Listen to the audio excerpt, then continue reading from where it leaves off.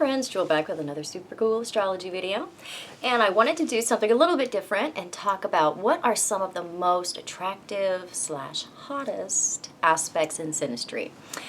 So Synastry is chart comparison. When we put two charts together side by side, we can see how the two people interact, how they feel about each other, and what is some of the themes of their relationship, their interaction.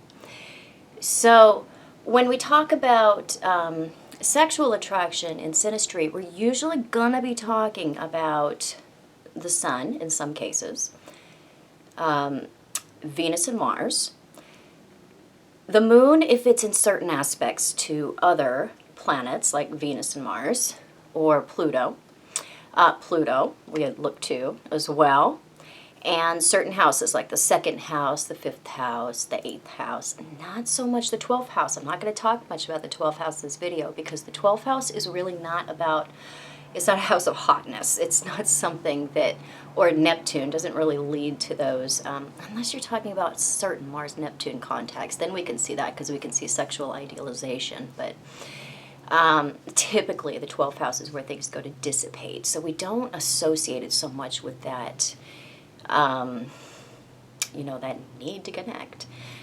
We want to connect in other ways when we have the 12th house. Or it's just different. So the old Venus-Mars contacts, all Venus-Mars contacts except the in conjunction are going to be very attractive in Synastry. Even if they are not harmonious, like in the square or the sesquiquadrate or the opposition. The opposition is actually different. It's both inharmonious and harmonious because it has a certain measure of firing back at each other that we see with that opposition, but it goes into creating this certain amount of attraction that you see as a result.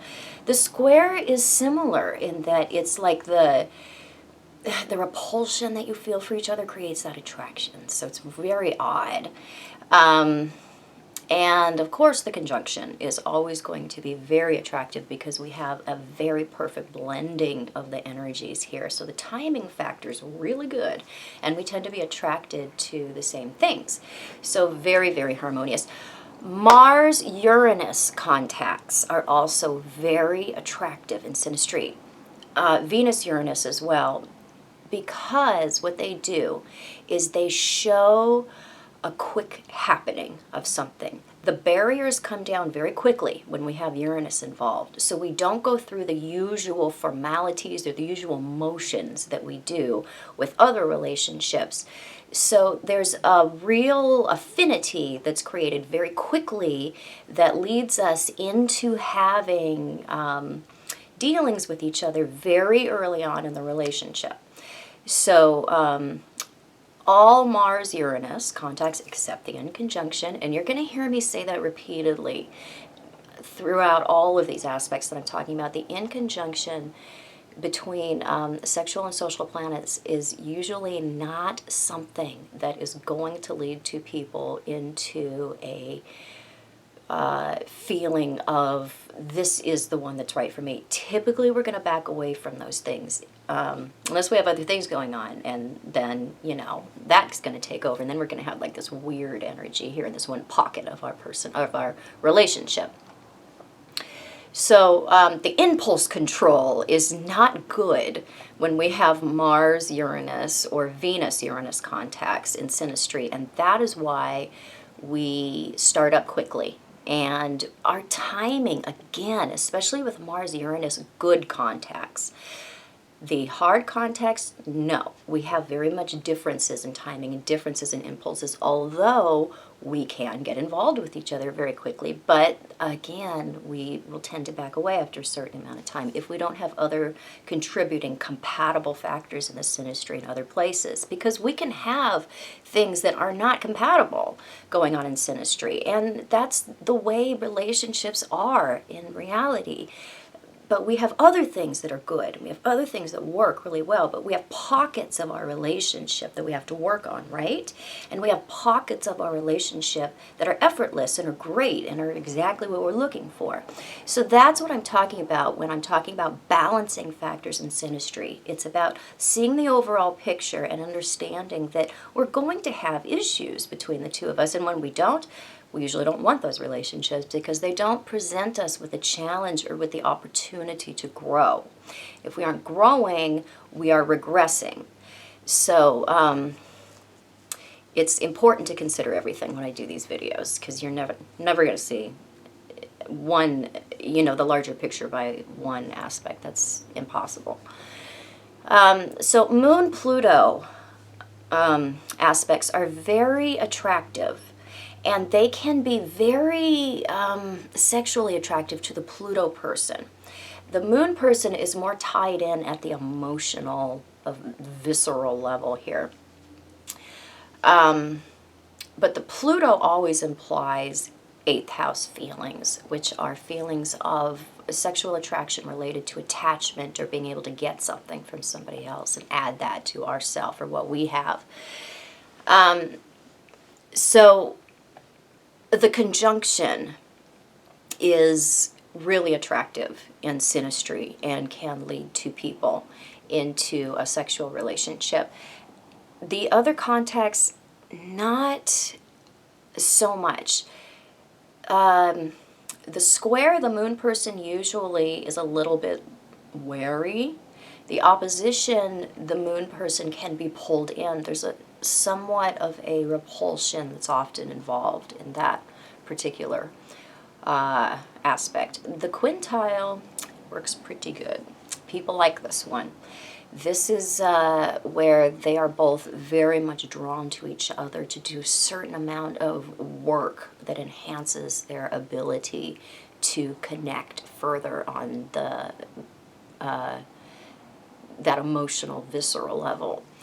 The conjunction is one where the Moon person rarely is able to back away or is able to, hardly ever say no. This is a very, very sticky aspect to have in synastry, where the Moon person is almost helplessly drawn in, and the Pluto person has an extremely difficult time letting go of the Moon person. Extremely difficult, and will run them around and manipulate them in very, very, very, very subtle ways that are generally very unknown to both of them. But it is a sexually attractive aspect because it presents a certain amount of sexual healing between two people. Houses. Oh, Moon Mars first. Whew, Moon Mars. Oh my word. This, Moon Mars. When we have Moon Mars conjunction or quintile or even the square of the opposition, even though the square and the opposition are something that lends a certain amount of difficulty into a relationship, we still are very attracted to each other. Moon-Mars aspects are interesting, and especially the conjunction, in that if it's the male, or the male partner, or the masculine partner in the relationship, whatever gender that may be, they are very moved and compelled to impregnate and keep the Moon person pregnant. So we tend to see a lot of children and a lot of sex and a lot of just hot relating between two people. They can hurt each other a lot emotionally, all Moon-Mars aspects. And so it implies a certain amount of impulse control that needs to be gained or achieved for the Mars person, and the Moon person has to build up a thicker skin and learn to control the level of their reactions when it comes to their emotional responses. So the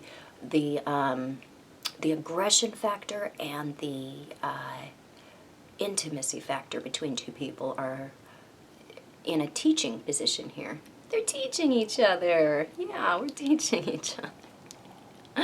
Yeah. So it's one where there's going to be a lot of passion, and there can be violence as well when we have Moon Pluto or Moon Mars stuff going on. That's not going to be automatic. We have to look at everything and consider the natal charts if we're going to make that determination. Your Mars in the partner's first, fifth, or eighth house. Oh my. First house is great because we tend to see see each other with this one as the physical embodiment of what we would see strength or capability to be. And so this is one where the house person very much see the Mars person as this very much a physical ideal when it comes to what Martian things are, which is strength, capability, sexual attraction, and how we go after what we want, how we get stuff. So, very good. When we have that one, fifth house is always about romance. It's not a real serious place to have Mars, but it does contribute very much to very, very much wanting to get with each other with this aspect, or this overlay. Both the house and the Mars person are extremely animalistically attracted to each other when we've got somebody's Mars coming into another's fifth house. Mars coming into the eighth house, very natural place to have it, because Mars is the natural traditional ruler of the eighth, so it does very well in somebody else's eighth house. There's just a real good understanding between what deeply satisfies one person and how the other person goes about satisfying. So there's just a real natural connection here with this one. Venus in another person's second house, actually. And Mars is interesting too when we have it in the second, because people don't really typically understand how sensual the second house is. But it really is about our enjoyment of the senses and the quality of the enjoyment of our senses. So, and sensual meaning the senses, not sexual. They're very different. Sometimes people lump them together, but they mean different things. So when we've got a sexual planet in somebody else's second house, the second house person can often feel like they own that part of the other person, like their Venus or their Mars, that really belongs to them. So there is a certain amount of ownership that can come in when we have any planets coming into another person's second house. And because the second house very much is a house of the senses and our sensual enjoyment, we can see a lot of the same kinds of ideas and same enjoyments between two people with this position. So it's a natural place to have Venus or Mars coming into. And Venus coming into another person's second house really enhances their values as well, or their value. We tend to bring our money into where they naturally make money, so it's a good placement when it comes to that too. Eighth house rulers being the Sun, Venus, or Mars, and in aspect to each other. So we have a direct communication between how two people do their eighth house when we have eighth house rulers in aspect to each other. And if they're, personal, inner sexual planets. Sun Pluto is an interesting one, because the Sun is a very physical planet and really describes our vitality and how we use a lot of our energy, right? And Pluto is the modern ruler of the eighth, and that's where we find our sexuality and our willingness to invest in other people and other people's resources and what they've got. And so when we have the conjunction between Sun and Pluto, the Sun person is typically very, very physically attracted to the Pluto person, and the Pluto person is, again, mutually very, very attracted to the Sun person. So there's, especially the Pluto person, they tend to see the Sun person as the embodiment of a lot of the dark things that need to be made conscious, or that need to be made light. The Sun person has this effect of sort of lighting up the Pluto person's Pluto. See, Pluto is a very outward, it's way out there in the solar system. It's a very cold, almost atmosphereless planet. It doesn't receive much light. It is very much descriptive of the unconscious within us and the things that have been thrust out, because we don't want to deal with it, we don't want to see it. And so there's very little light shed upon it. And so when somebody else's sun comes along, it wakes up, or really it sort of de-ices the other person's Pluto. And so the Pluto in them can feel very, very, very attracted to the sun, because it's very much like, a plant that has been, at the mercy of a frosty morning, and then the sun comes out, and gets warm enough, and it's finally able to bloom again and come out, and it's like, oh, where have you been? So it's very much a waking up process. So they can feel very much like their sexuality is reawakening when they are in the presence of the Sun person. And usually we're going to see that when we have any Sun-Pluto aspects. But it's the conjunction particularly that really has the Pluto person hooked in the deepest. But the opposition and the square, the Pluto person's going to be seen, and the Sun person, the Sun person's going to see them, and the Pluto person's going to feel seen. And that's really why Pluto-Sun contacts do so well, is because the Pluto feels seen. And think about it, in Synastry, it's when we do feel that, when we feel seen, when we feel heard, when we feel like somebody else is truly hooked into us in some way, that we respond. And that's where a lot of the intimacy comes from. So Sun-Pluto contacts can inspire a certain amount of intimacy, and so can Moon-Pluto, absolutely. Sometimes too much. Be careful. So this is just a short list. This certainly isn't everything, so please don't leave me comments like, you left this out, and you left that out, and you don't know what you're talking about. I'm not going to sit here and put out everything under the sun. I have a certain amount of time, and I thought I'd make a video, okay? Give me a break. So,